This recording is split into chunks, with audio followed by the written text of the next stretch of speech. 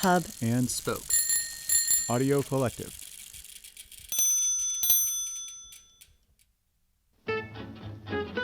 This episode is brought to you exclusively by our Patreon supporters.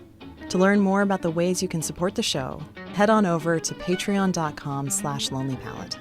But first, the episode.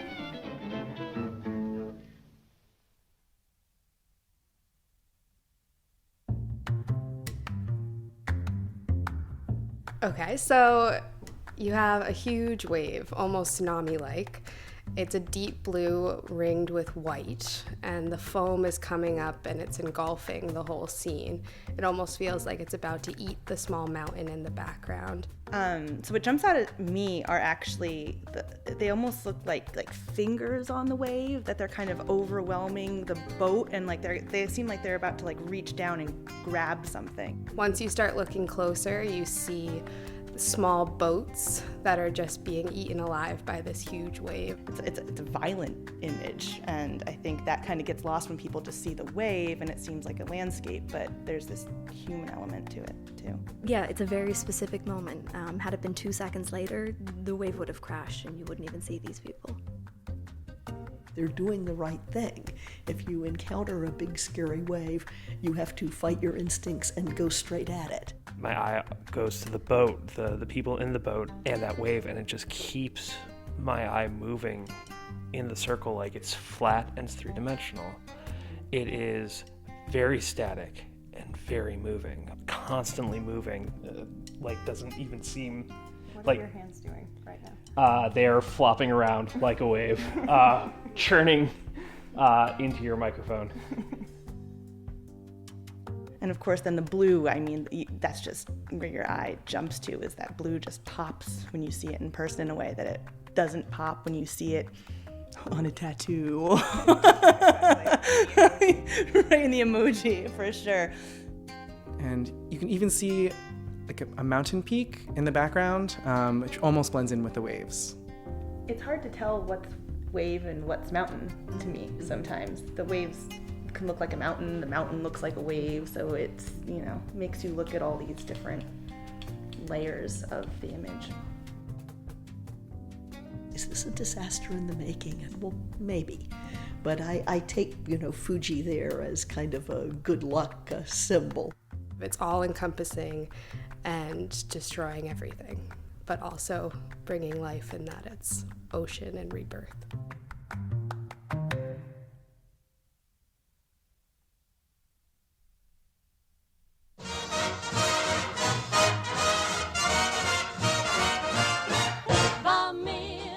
This is The Lonely Palette, the podcast that returns art history to the masses, one object at a time.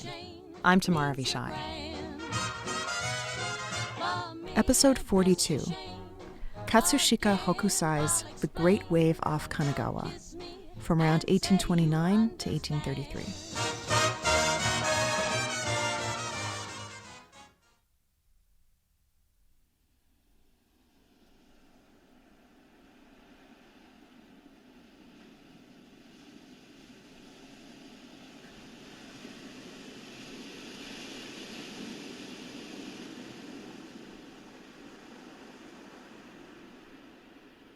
This is the sound that my 6-month-old falls asleep to every night.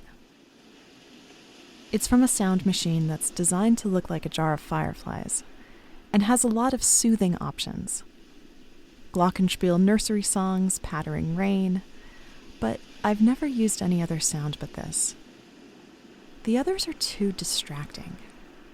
A good sound machine, I think, should carry you away. And I find that these ocean waves carry me, simultaneously so dramatic and so gentle, an endless cycle of crest and resolve. I turn them on and sit nursing in the dim haze of a nightlight. I close my eyes, and I let the sound take me back to a vacation I went on with my dad and my stepmom back in 2005, to a house they rented on the Outer Banks of North Carolina. It was the first time I'd ever slept near the ocean, and I was amazed each night by how intensely the pounding of the surf filled the space.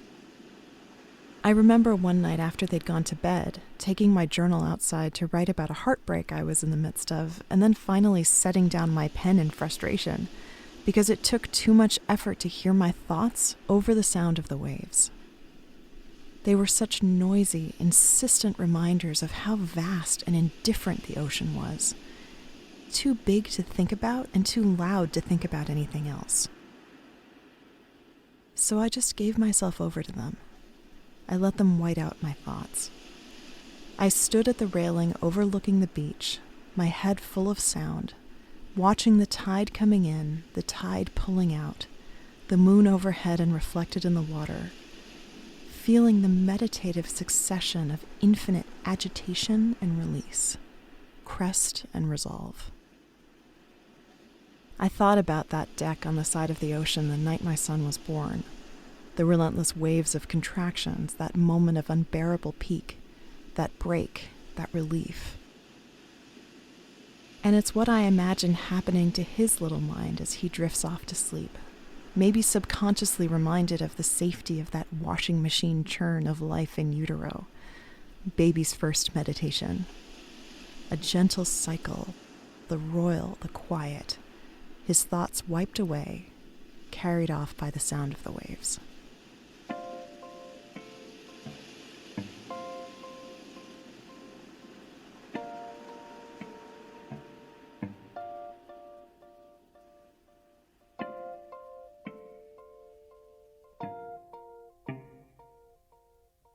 You've seen The Great Wave off Kanagawa, an Edo period ukiyo-e print by the master of the craft, Katsushika Hokusai, 1,000,000 times, in 1,000,000 different places. This iconic, instantly recognizable silhouette is plastered all over mugs and memes and mousepads, and even has its own emoji. And this is how people have experienced this print for as long as it's been around. It's always been a print, one of many, widely available to the masses. But as we learned in episode 5 on Andy Warhol's silk-screened electric chairs, the trade-off of being seen and re-seen by everyone is that you stop being seen for what you really are. And we don't see the Great Wave anymore for what it really is, an enormously powerful image of an enormously powerful thing. And if we stop for a moment and really look, there is so much happening in this print. There are the compositional elements that thrust you into the pure energy of the moment. There's Japan's relationship, both sacred and mundane, with everything depicted in the scene. Mount Fuji, the fishing industry, Buddhism, the sea itself. And not least of all, there's the seismic splash that these prints made in the European art scene when Japan opened its borders in the middle of the 19th century. So let's go through these points one at a time. Let's take a pickaxe to the retaining seawall of the image's iconic familiarity and open a path for the history and visual energy of this great wave to come barreling through, just as nature intended. Too big to think about, too loud to think about anything else.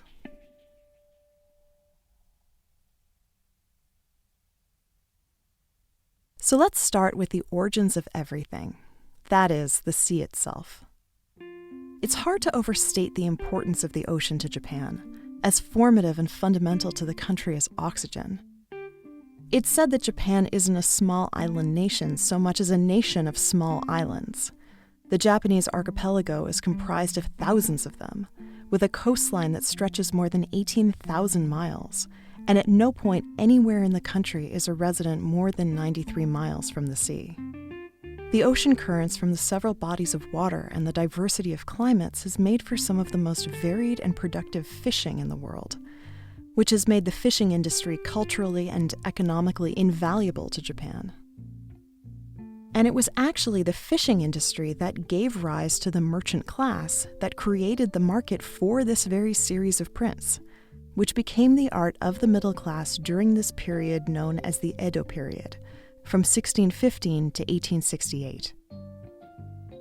The city of Edo, now present-day Tokyo, gave its name to a unique period of peace and prosperity in Japan, but at the expense of a rigid and repressive bureaucratic shogunate, or the ruling government, which closed Japan off from the rest of the world.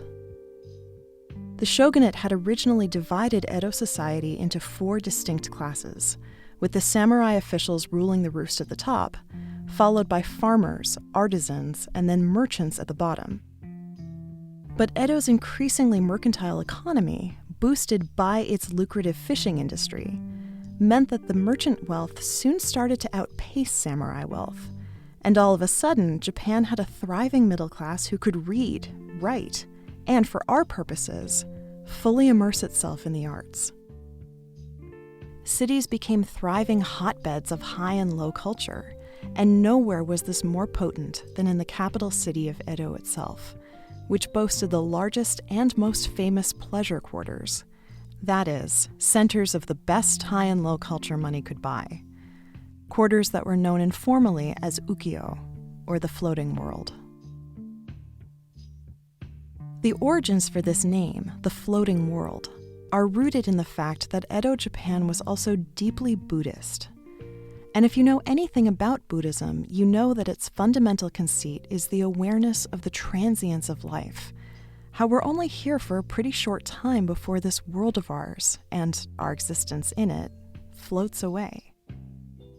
But instead of dwelling on our earthly impermanence like a bunch of depressed nihilists, the residents of Edo instead chose the much more cheerful Dave Matthews Band way, to eat, drink, and be merry, for tomorrow they died.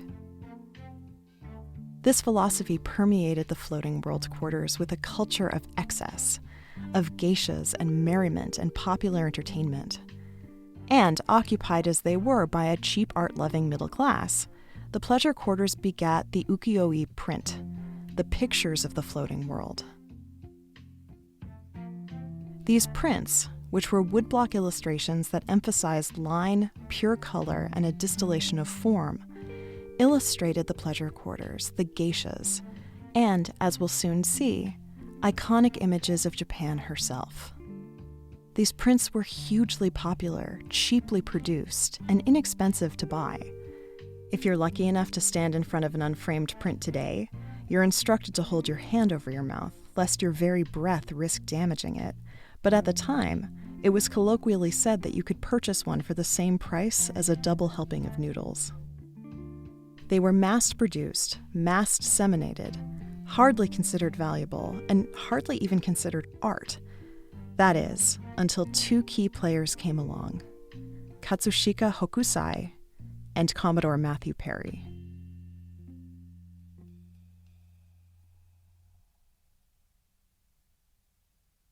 First up, Hokusai. We talk a lot in the history of the arts about why we remember this or that artist, this or that composer above all others. And the fact of the matter is, there are just some that transcend their generations. And Hokusai was that kind of artist. Where woodblock prints were largely one block, just black and white, slowly artists began adding color by hand and using multiple blocks to create subtlety and depth. And as these prints evolved, Hokusai, born in 1760 and already hugely famous by the time the Great Wave was printed, became, as I said, a master of the form. The Great Wave was one of a series titled 36 Views of Mount Fuji, an immensely popular series from 1829 to 33 that tapped into Japan's closed-off and therefore extra concentrated interest in themselves. Hokusai revolutionized the genre away from images of pure pleasure to images of everyday life, and soon became the go-to illustrator of quote-unquote true Japan. That is, images of iconic and recognizable Japanese sites that domestic tourists would buy as souvenirs. Mount Fuji is the tallest mountain in Japan, and though mostly blocked by skyscrapers today, it would have been visible throughout Edo, giving it the aura of being simultaneously mundane and sublime, a sacred totem to the city. Hokusai's series looked at the mountain from a variety of different perspectives and vantage points. Many, like the famous print Red Fuji, that put it far more front and center than the Great Wave does, and were actually much more popular at the time because of it. The Great Wave was actually one of the final prints of the series, when Hokusai started to get a little creative in his placement, focusing more on the metaphor of the mountain than just its physical prominence. We therefore see in the Great Wave a combination of elements that would have felt deeply familiar to its purchasers. The rarely depicted social class of fishermen battling the wave, the raging sea itself, and, poking its little head up in the background, the spiritual anchor of Mount Fuji, caught just at the moment of closest resemblance to the wave in the foreground, the white-capped foam mirroring the iconic white mountain peak, the spitting spray of the water falling like snow.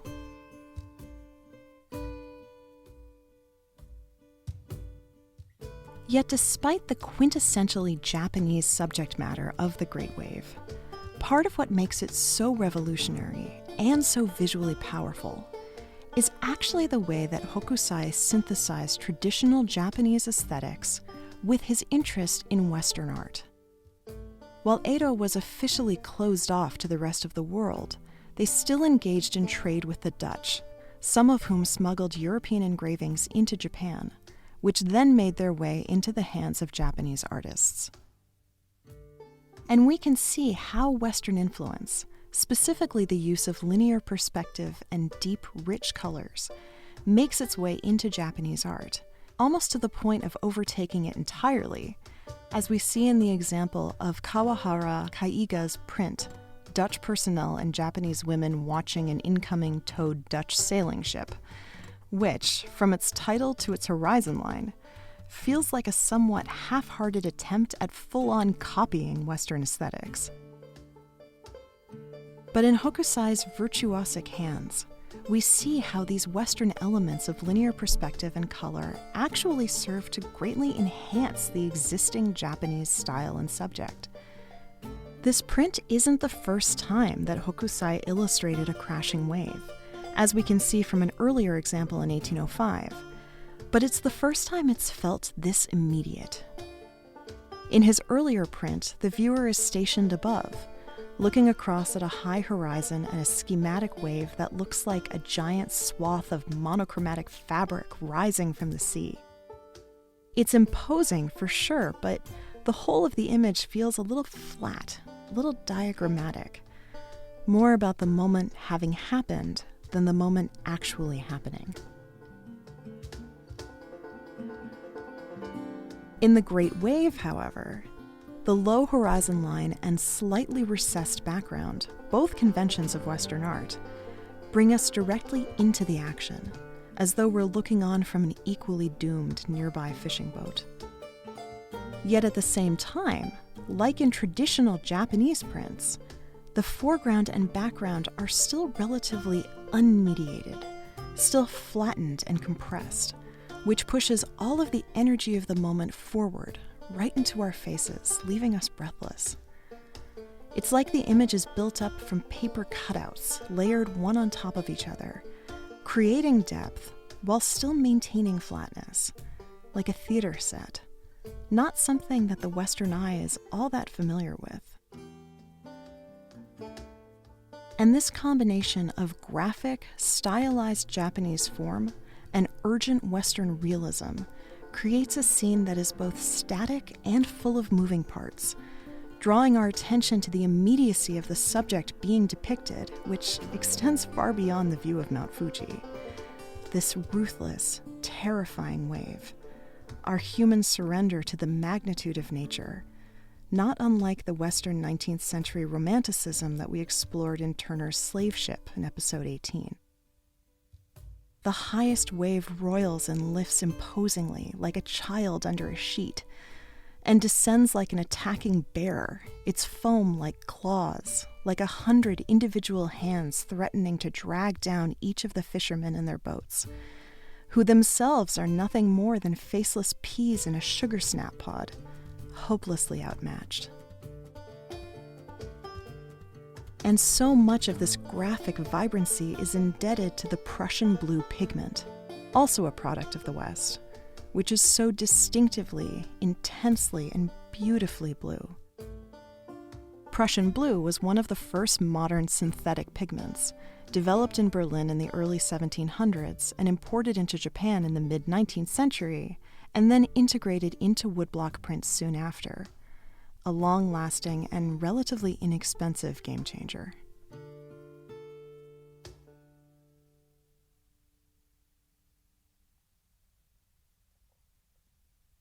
But another element that makes this cross-cultural aesthetic exchange so interesting is that it traversed right back in the other direction. Where Western conventions proved so effective in Japanese art, Japanese conventions played a powerfully influential role in Western art too. And this is where our friend, and put that in quotes if you must, Matthew Perry comes in. Commodore Perry was a highly decorated American naval officer who was largely responsible for opening up Edo Japan to the West in 1854. America at the time was in hardcore Manifest Destiny expansion mode, looking to increase trade, and, it should be said, not unopposed to, quote-unquote, taming the noble Asian savage. And so when Perry and his crew arrived in Japan, they were able, over a few years of cajoling and straight-up bullying, to overturn its 250 years of seclusion. And whatever conclusions can be drawn here in terms of his methods, the repercussions for our purposes are clear. Europe as a whole, and the French Impressionists in particular, got a hold of these prints and collectively lost their minds. And so began the era of Japan in Paris, when French artists went so gaga over these prints that some of the largest collections of them in the world at the time were owned by Impressionist and Post-Impressionist artists. And the first biography of Hokusai was actually published in France. And I should say at the outset that the Impressionist love of Japanese aesthetics, and what's been labeled as Japonisme, the collective French craze for all things Japanese, are intertwined but also separate, depending on where you draw the line, that subtle distinction between authenticity and inauthenticity. In terms of the Impressionists loving Japanese art, one of the first Japanese objects to come to Paris was a sketchbook by Hokusai, which was passed around hungrily by French artists, who began immediately incorporating elements of his style into their work. And if you're familiar with the work and the motivations of the Impressionists, you can understand why Japanese art represented such authentic lightning in a bottle to them. They were looking for an alternative to strict academic realism, and especially one that embraced this sense of immediacy. Impressionist work therefore started taking on elements of pictorial flatness, diagonals, asymmetry, bold, shadowless colors, and the kind of creative use of negative space that allows an image to appear finished even if a background is technically empty. Take, for example, Degas' The Star from 1878, a ballerina who is planted off-center in a similarly compressed, similarly energetic composition on a diagonally cut canvas. Or look at Mary Cassatt's Maternal Caress from 1890, which is so intentionally flattened and illustrated with such muted, monochromatic colors and such a crisp, graphic quality that you'd be forgiven for mistaking it with an actual ukiyo-e print. And whether or not The Great Wave was a direct inspiration for Claude Debussy's cascading and moody La Mer, it appeared on the score's cover when it was originally published in 1905, and the incredible photo of Debussy and Stravinsky sitting with a print of The Great Wave in the background speaks for itself.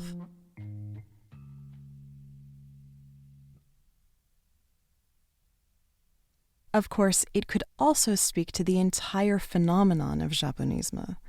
Again, that French craze for Japanese culture, which, however well-intentioned, is more akin to traditional definitions of post-colonial cultural appropriation than I think we're entirely comfortable admitting.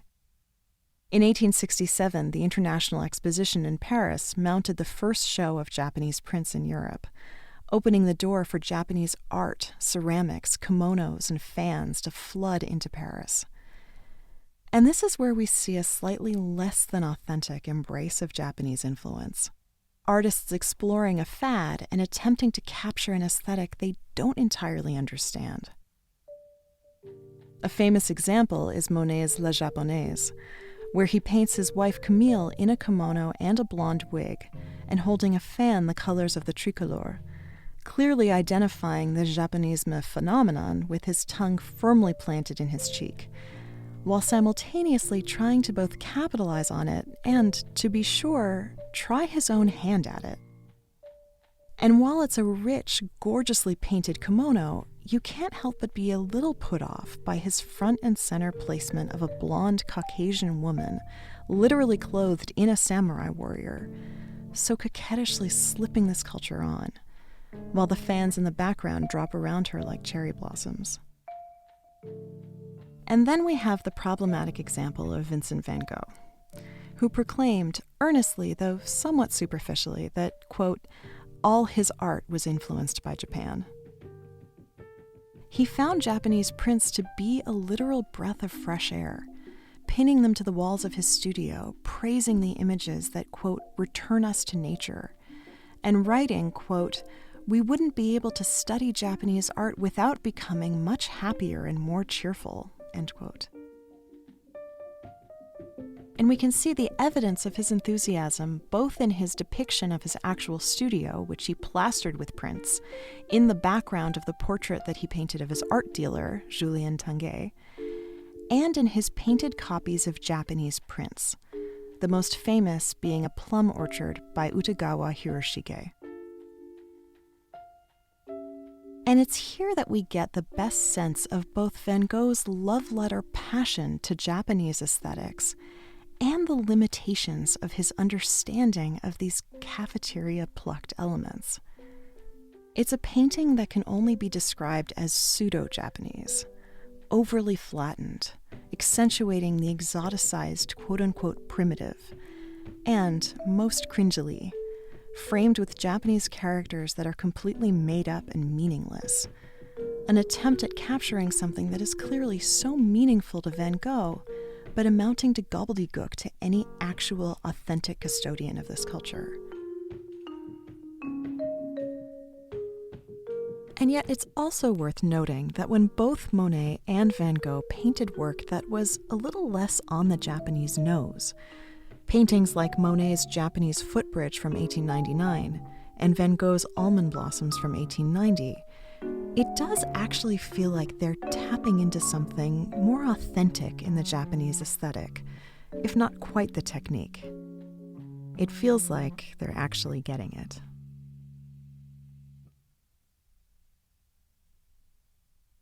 But the ethics of this kind of cross-cultural intention versus impact exchange can hardly be resolved here.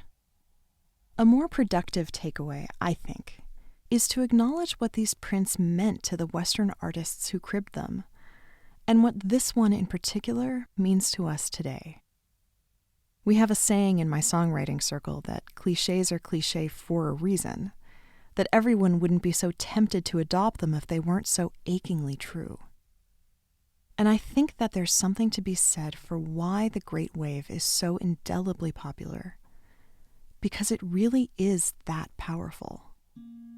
And the source of its power, I think, comes from the very fact that an ocean wave is both a powerful object in itself and an extraordinarily powerful metaphor. In this print, we see the wave right at its moment of climax, the unbearable peak of the contraction, with the full knowledge that in the next moment of the narrative it will break, swallowing these fishermen whole, and not even bat an eyelash. That's powerful enough, that crest, that frozen moment of drama that, thanks to its composition, will keep us perpetually on our toes and actively engaged every time we look at it. But there's also the resolve. The fact of the wave as a relentless, unending reminder of impermanence, so impossibly big that it clears your mind of conscious thought, and maybe even reassuring in the infinite nature of its churn. And no one would have appreciated this better than the very Buddhists who would have foregone their double helping of noodles to purchase this print in real time.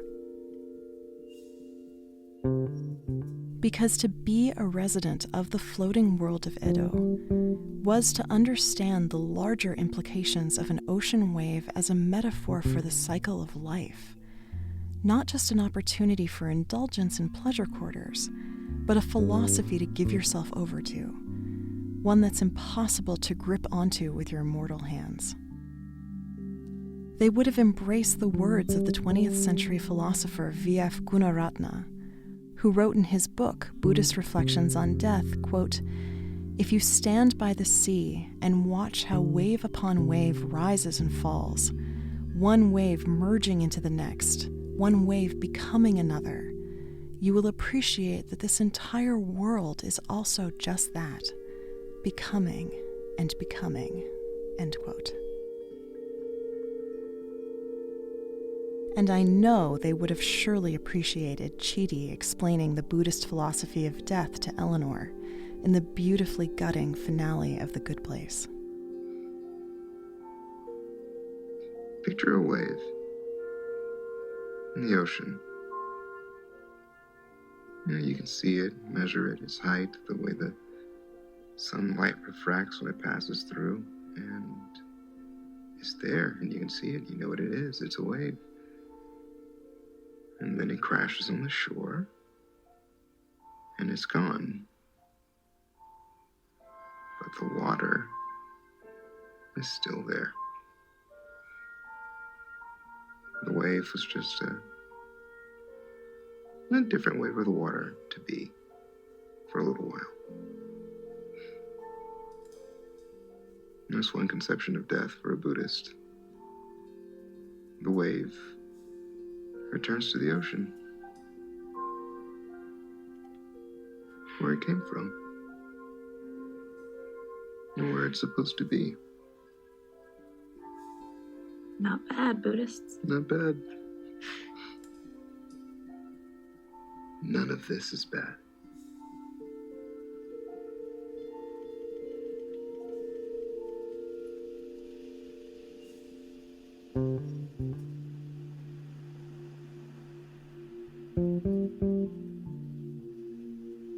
And this is what I find myself thinking about when I sit with my son before I lay him down in his crib, listening to the ocean. And I hope he's thinking about it too, in his own little way, as he falls asleep. This quiet, meditative moment of release, away from the memes and the mouse pads, and giving ourselves over to these great waves. The tide rushing in, the tide rushing out. Too big to process and too loud to ignore, while gently and powerfully carrying us away.